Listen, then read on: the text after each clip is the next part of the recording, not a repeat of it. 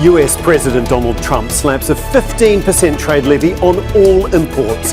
The move comes just a day after he'd set them at 10%, enraged by a Supreme Court ruling striking down much of his tariff regime.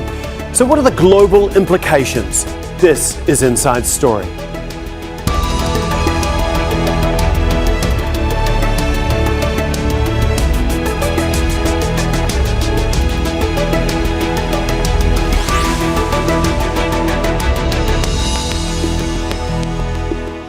Hello and welcome to the programme. I'm Tom McRae.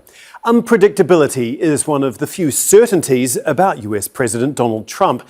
He was at it again on Saturday, announcing a 15% across-the-board tariff on all imports. Now, that was just a day after he'd set that new levy at 10%, lashing out after the Supreme Court ruled much of his tariff regime was unlawful. Well, across the world, governments will be analysing Trump's latest change of mind. Some countries had deals with tariffs higher than 15%. In theory, they should be better off. Others who struck deals at 10%, like the UK, will not be so happy at the new higher rate. And then there are those who were still in negotiations, like India, while many others had no deals at all. So how will the new tariff affect different countries and existing deals? And how is the global economy reacting to Trump's decisions? We'll discuss all of this with our guest shortly, but first, this report from Alexandra Byers. It's being described as a fiasco. 36 hours of economic whiplash created by the United States and President Donald Trump, reverberating through businesses and governments around the world. The latest coming from a social media post on Saturday, Trump announcing tariffs are changing again.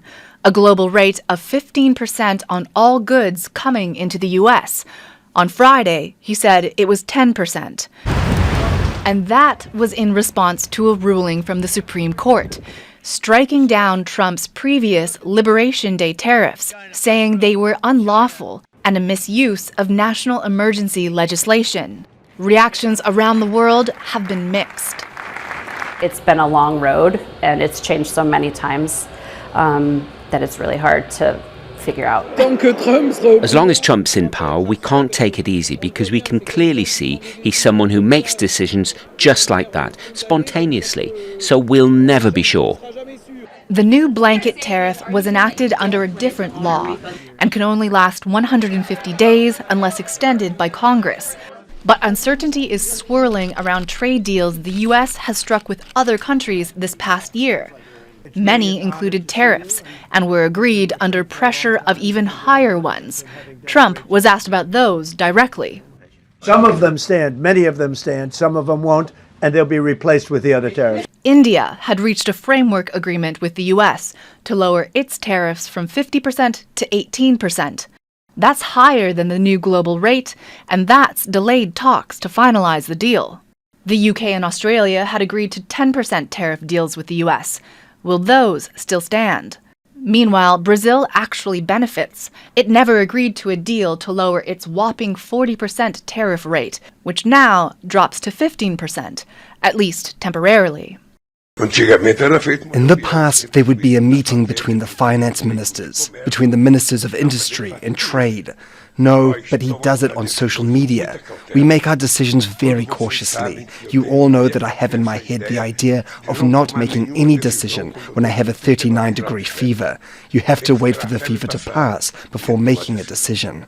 From Asia to Europe, there's a feeling of caution, with most waiting to see how this will actually play out.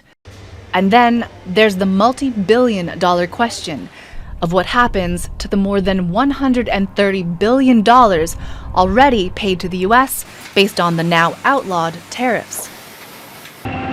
More than 1,000 companies are already suing for refunds, a process that will take years to unravel. Alexandra Byers, Al Jazeera for Inside Story.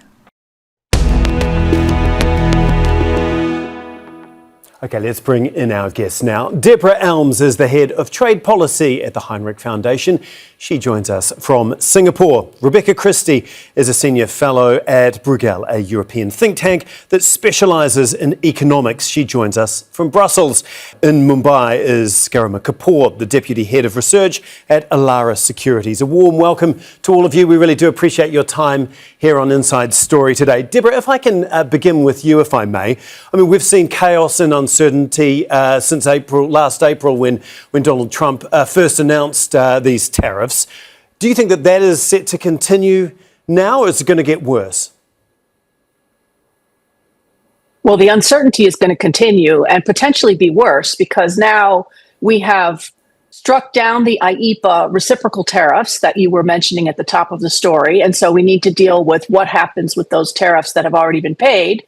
The United States has imposed this 15% tariff for up to 150 days. And then that tariff is meant to either expire or be approved by Congress. Certainly the congressional approval doesn't look likely. So that will go away. And in the meantime, the president has already said that they will be continuing to use different statutes under U.S. law, one for national security, one for unfair trade practices, that will apply and will apply to a lot more countries and to more sectors. And so between now and 150 days from now, we will have additional tariffs being applied or at least being threatened. And at the end of the 150 days, we may all be moving to some kind of new environment. So I think the uncertainty is high and set to continue for probably, I think the rest of the Trump term, but certainly for the next few months. Rebecca, what does that uncertainty actually do, whether you're a European Union country or in Asia or South America? Well, what does that do to leaders who are trying to navigate this sort of ever-changing field that Donald Trump, I guess, keeps imposing on everyone? Well, just today, the European Parliament has seen new calls to delay vote on the trade agreement that was agreed in Turnberry in Scotland, in part to smooth out trade differences with the US. So the Parliament had been scheduled to vote on Tuesday. I believe they're going to have an emergency meeting tomorrow to decide what to do. These deals are something that cannot just be scrapped, I think, without risking really setting off a lot of arguments and needless conflict with the US and the Trump administration.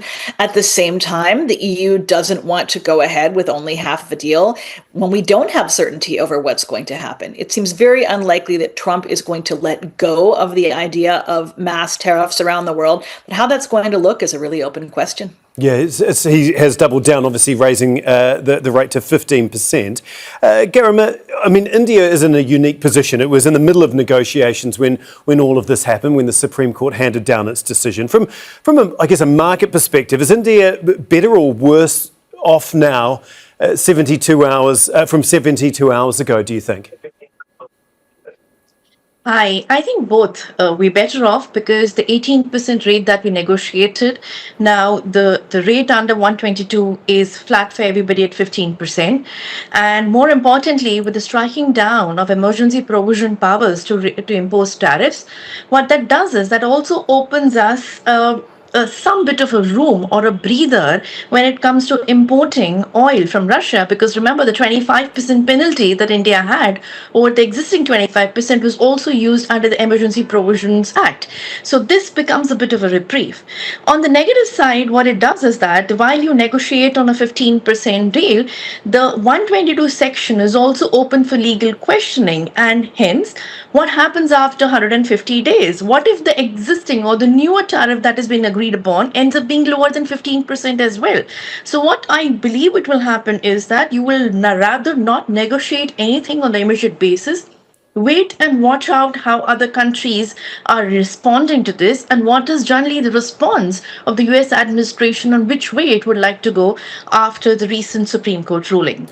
Deborah, one of the other remarkable things that we saw from Donald Trump in that press conference was when he directly attacked the Supreme Court justices, saying that they have been swayed by foreign interests. What do you make of that? And I guess, what do you think effect that has when world leaders are looking at a US president attacking Supreme Court justices in that way?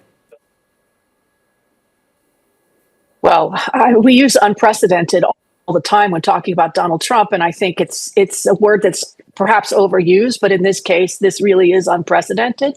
A sitting president does not attack personally the Supreme Court justices. Usually, you don't attack the Supreme Court justices that you helped put on the bench.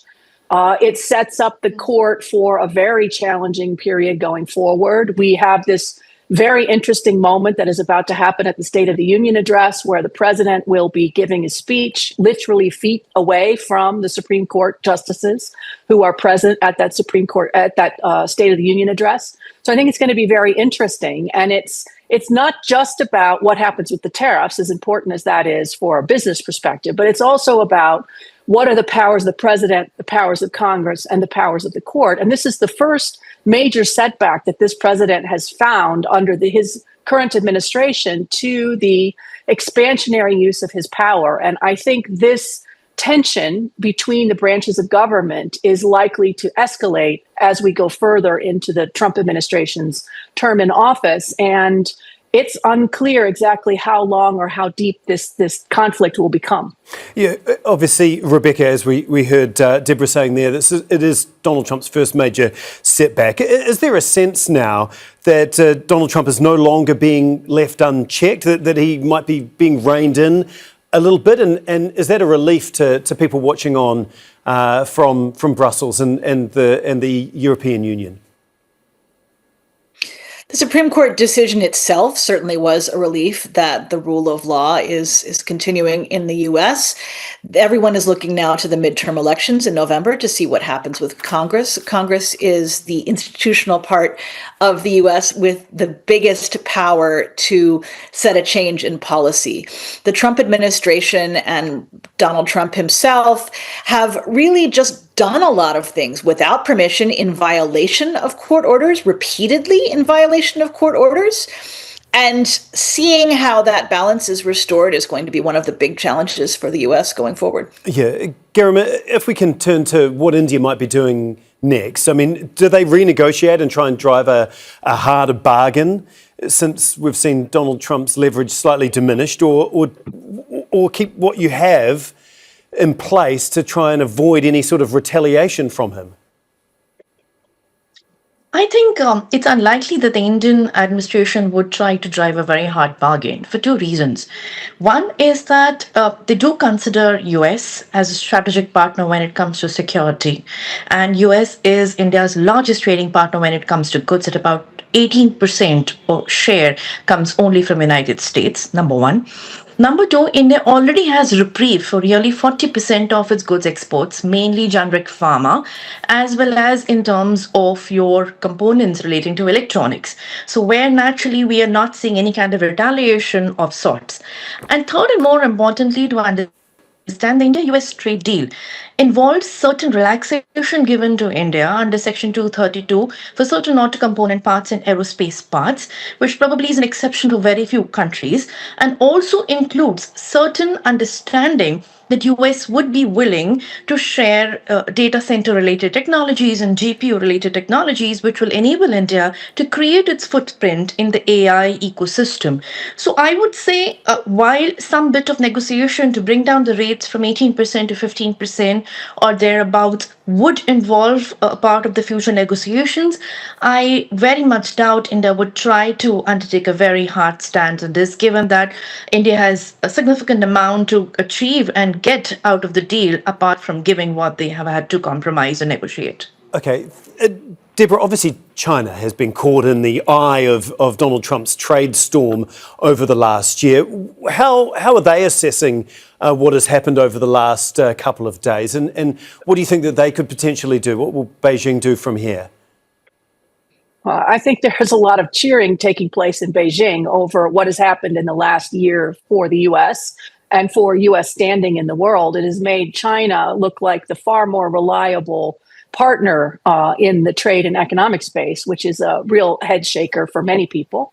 And they're, I think, eagerly watching what is happening in Washington, especially because we are supposed to have the next meeting between Trump and Xi take place in just a few weeks. in Beijing. And it is quite clear that Donald Trump has placed a lot of stock in that meeting, is very much looking forward to having the state visit, and is really trying very hard to avoid causing a greater rupture between U.S. and China before he arrives in China for this meeting, what is meant to be the first of several meetings across the rest of this year. And so I think China is just going to watch and be quite quiet vis-a-vis the United States, and keep an eye on what is happening relative to others. One thing that China has done very smoothly in the interim is that China has increased its outreach to other countries. It has just, for example, removed visa requirements for a large number of people who could visit China. It has lowered its own tariffs to most of the developing world so that there are no longer tariffs when you trade with China. And so those kinds of actions, I think, are viewed quite favorably around the world, and they stand in marked contrast to the United States that just put 15% tariffs on the whole planet, including many of the developing countries that had been sitting at about 10% rates. Rebecca, the UK has struck a deal at 10%, now finds itself much worse off than a couple of days ago. I mean, I believe that there are 40,000 UK companies that are exporting goods to the US. They're no doubt going to be absolutely dismayed at this decision, being one of the closest allies to America. It's really tough for the UK. They chose to go it alone outside the European Union in hopes of cementing their own trade relationship, particularly with the US and also with the rest of the world. And the US, as we just heard, has not been the most reliable trading partner. It'll be interesting to see what happens with the EU. We see that the Chancellor of Germany, Friedrich Merz, is headed to Beijing soon, and Europe also is rethinking its trade relationships with the rest of the world. And the handshake deal recently with India moving ahead on this long pursued South American trade deal. There are a lot of ways that people on this side of the Atlantic are looking to hedge their bets. Garima, Deborah referenced this a little earlier, that a number of countries have basically been trying to work around the United States and doing trade deals with others. How significant, especially India with the EU doing a deal recently, how significant is that? And do you expect to see that to continue? Actually, yes. In all fairness, India has struck the number of deals that India has struck in the last 12 months. It has probably not struck in the last 5 to 10 years. So India is really showing significant commitment in terms of furthering trade liberalization to navigate the uncertainty that US market is currently offering us. In the recent deal, that the conclusion of talks with European Union were very, very significant, because European Union as a bloc is the second largest trading partner to India after United States. Number one. Number two, there offers a lot of synergies when it comes to technology and advanced manufacturing, which probably are somewhat lacking with US. And third, and more importantly, when you take the back of US and EU put together, it opens up a significantly big market for India, especially for labor-intensive goods relating to leather, textiles, as well as gems and jewelries, where we have in recent years lost competitive advantage and edge to the neighboring countries like Bangladesh, or for that matter, the new manufacturing ecosystem which has got developed in Vietnam. So I would say India is expected to continue on its path. The next set of negotiations that you will probably hear India entering into is likely to be with Canada, where there could also be significant engagements with regards to export of uranium, which will enable India to further its ambitions relating to nuclear energy manufacturing. Deborah, what does all this mean for consumers in the short to medium term? Does anything really change for them? Consumers in the United States? Yes. No, they continue to have a terrible job. Honestly, the estimates now are that U.S. families are paying $1,700 more per year for the goods that they're buying because of the high level of tariffs that have been in place. And actually, most of the tariffs that have affected the United States market were phased in towards the end of 2025. So you can imagine that if we now have 15% tariffs on the globe for the next 150 days, followed by an uncertain amount of tariffs after that, that the cost to U.S. consumers is going to continue to rise.